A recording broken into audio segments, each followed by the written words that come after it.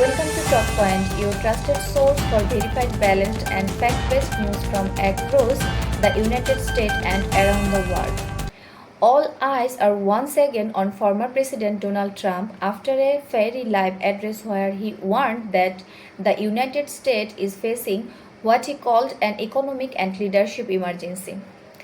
Speaking at a rally in Florida earlier this week, Trump accused the Biden administration of reckless spending, weak border control, and what he described as a broken Washington system. He promised that if elected again, his administration would, in his words, shut down the Washington cartel and drain the bureaucracy that bragged in America.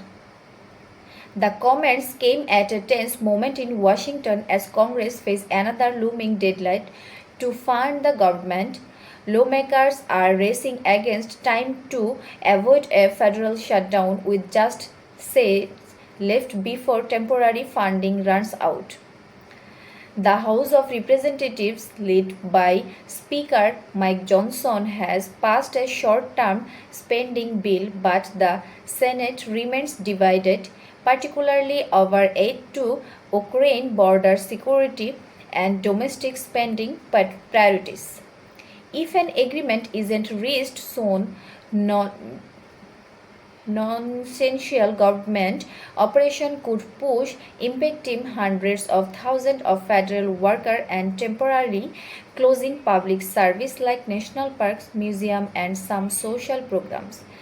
The White House has warned that a shutdown would harm the economy and described payment for military personnel and federal employers. Meanwhile, Trump and several Republican leaders are using the budget crisis to highlight what they see as mismanagement by the Biden administration. Trump's message, calling this moment a national emergency, has resonated with many of his supporters, though critics argue that it's more political teacher than reality. It's important to note that no official national emergency has been declared by the USA government. The situation remains a political and economic standoff, not a formal emergency. Outside Washington, economic concerns continue to weigh on Americans. Inflation remains above target levels. National debt has surpassed $35 trillion, and immigration remains one of the most divisive topics across the country. Several southern states, including Texas and Arizona, have called for stronger federal support to manage record numbers to migrant crossing.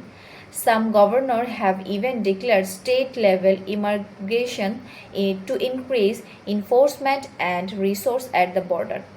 Financial markets have reacted cautiously to all this uncertainty. Analysts say investors are waiting for clear signs from Congress before the end of the month.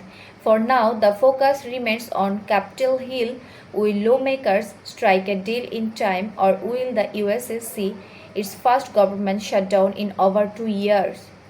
We'll continue to track the story closely and bring you verified updated as they happen. This is Talkpoint, bringing you verified news, not rumors. Stay tuned for continued coverage on USA politics, law, and global developments. And don't forget to subscribe for reliable fact-checked update on the stories shaping our world.